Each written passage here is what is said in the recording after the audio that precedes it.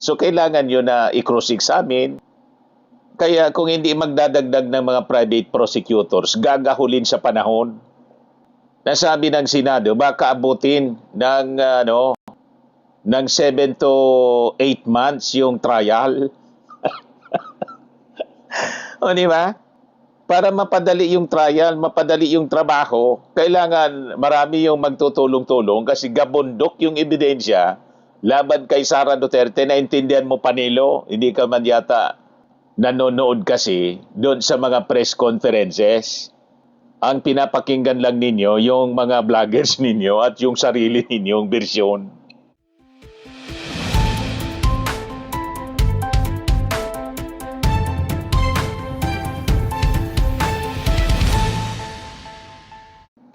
Hello po mga kababayan, si Dante Maramilla.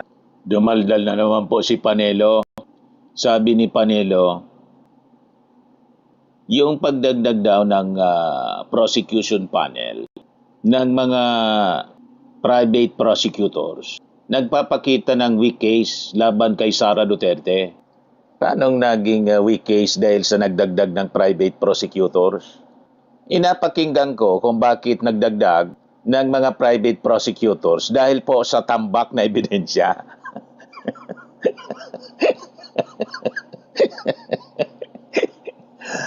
Napakadami, gabundok na ebidensya na kailangan pong i-review. Pati yung mga witnesses, napakaraming witnesses na magdidiin kay Sara Duterte. So kailangan yun na i-cross-examine. Kaya kung hindi magdadagdag ng mga private prosecutors, gagahulin sa panahon. Nasabi ng Senado, baka abutin ng 7 to 8 months yung trial. O di ba? Para mapadali yung trial, mapadali yung trabaho, kailangan marami yung magtutulong-tulong kasi gabundok yung ebidensya laban kay Sara Duterte. Naintindihan mo, Panelo? Hindi ka man yata nanonood kasi doon sa mga press conferences. Ang pinapakinggan lang ninyo yung mga vloggers ninyo at yung sarili ninyong bersyon. O di ba? Ang weak po yung defense ni Sara Duterte, kaya kumuha siya ng maraming abogado. Di ba? Yun ang rason yan. Napakaina ng defense, kaya ang ginawa nila, kumuha na lang ng maraming defense lawyers para lumakas yung kanilang defense. Pero yung prosecution, kasi di ba, ipoprove nila yung guilt ni Sara Duterte, igabundok yung mga ebidensya. Kaya kumuha po ng mga batikang private lawyers, additional private prosecutors, yung prosecution panel. Napakalinaw ng paliwanag po.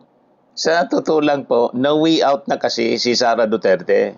So ang pagpapakilala mga kababayan, sa ikalawang hanay, second batch ng mga private prosecutors, ito mga kababayan ang huling pako sa kabaong ng depensa ni Sara Duterte. Kaya nga sa takot ng kampo ni Sara Duterte, ginagatungan nila yung destabilization nitong rally ngayon mga kababayan ng INC para idepensa si Marcoleta. Pero yung ultimate agenda nila mga kababayan, guluhin yung impeachment trial. Kung magatungan nila yung destabilization, mag-people power, gusto nilang madaliin yung pag-upo kay Sara Duterte para wala ng impeachment trial. Yan ang katotohanan yan mga kababayan. So sa pagsasama mga kababayan ng pinakang matatalas na utak sa batas, mga batikang abogado, ang kasama dito sa second batch mga kababayan ng mga private prosecutors. Wala nang technicality, palusot o political na sarsuela drama ang magkakapagligtas kay Sara Duterte. Nakalatag na mga kababayan yung bitag ng katotohanan at tuluyan na siyang walang takas dito. So official na mga kababayan na pinakilala yung additional na 4 na mga batikang abogado at isang kilalang mambabatas upang opisyal na patatagin ang House Prosecution Panel, mga kababayan. At nakikita din natin ang aktibong papel ng civil society dito sa impeachment trial ni Sara Duterte. Patuloy ang hindi natitinag na pagkilos ng mga civil society groups sa pagigiit ng buong pananagutan or accountability, katotohanan sa kahustisya mula sa pamilyang Duterte sa harap, mga kababayan, ng mga kinakaharap na kontrobersya sa bayan. So nandyan ang tinig ng ating mga mamamayan, mga political voices. So ang pagbubuong ito ay kumakatawan dito sa mga tinatawag na non-government organizations at saka mga boses ng walang pinapanigang partido na pampolitika. Tanging yung pagpapanatili, mga kababayan, ng integridad ng konstitusyon at saka transparency sa gobyerno ang kanilang isinusulong. Isang solidong pader ng hustisya ang kompletong rooster upang punan, mga kababayan, ang courtroom exposure ng mga mambabatas. Nagsama-sama na yung mga batikan di kalibre at kilalang mga law firms dito sa ating bansa upang voluntaryong itaguyod ang katotohanan po sa gaganaping Senate trial. So ang pangalawang batch, mga kababayan, ayan po, mga kababayan, mga batikang abogado, si Attorney Chudorte, Attorney May Divina Gracia, Attorney Rinaldo Robles, Attorney Benjamin Tolosa Jr., si Attorney Arnold Labay, at saka siyempre si dating Representative Ace Barbers, magiging spokesperson and impeachment advisor. Si dating Representative Robert Ace Barbers itinalaga, mga kababayan, bilang impeachment advisor at karagdagang tagapagsalita. Dalag ang kanyang matalas na karanasan sa pampublikong pananagutan mula sa Quad Committee. Si Attorney Chudorte, mga kababayan, isang premyadong human rights lawyer siya mula sa Free Legal Assistance Group or FLAG at dating iginagalang na tagapagsalita ng Supreme Court. Si Attorney Rinaldo Robles, isang subok at veteranong trial lawyer siya na founding partner ng kilalang Chan Robles and Associates law firm.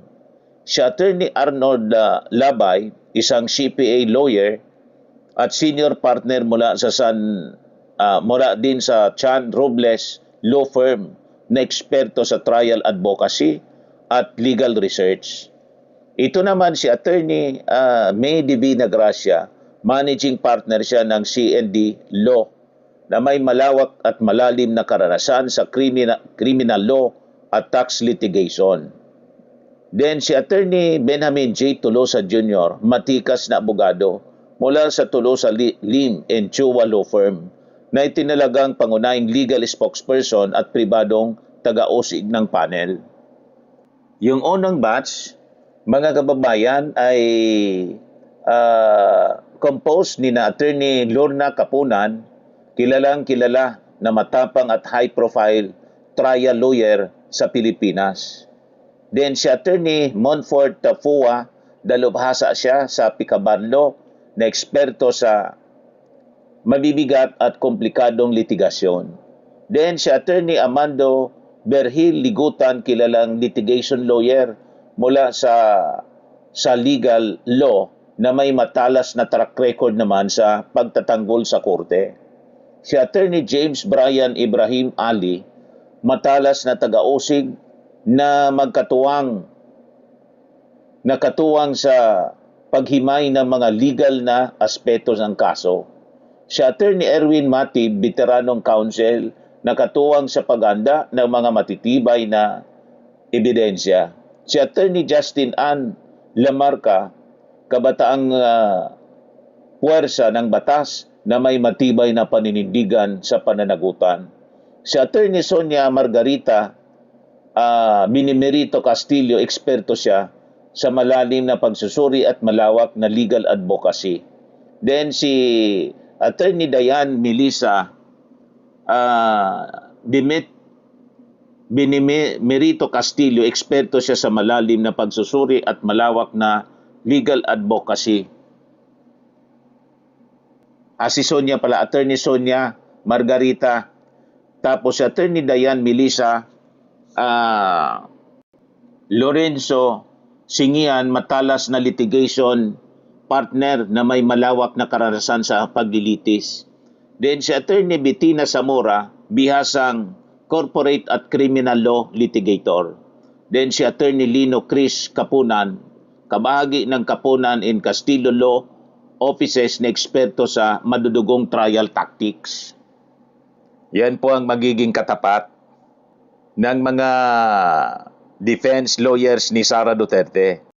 Then siyempre yung panel of public prosecutors, yung mga magagaling na members ng Justice Committee sa panguna mga kababayan ng batikang abogado at brilliant mga kababayan na representative ng Batangas, si Congresswoman Jinky Luistro.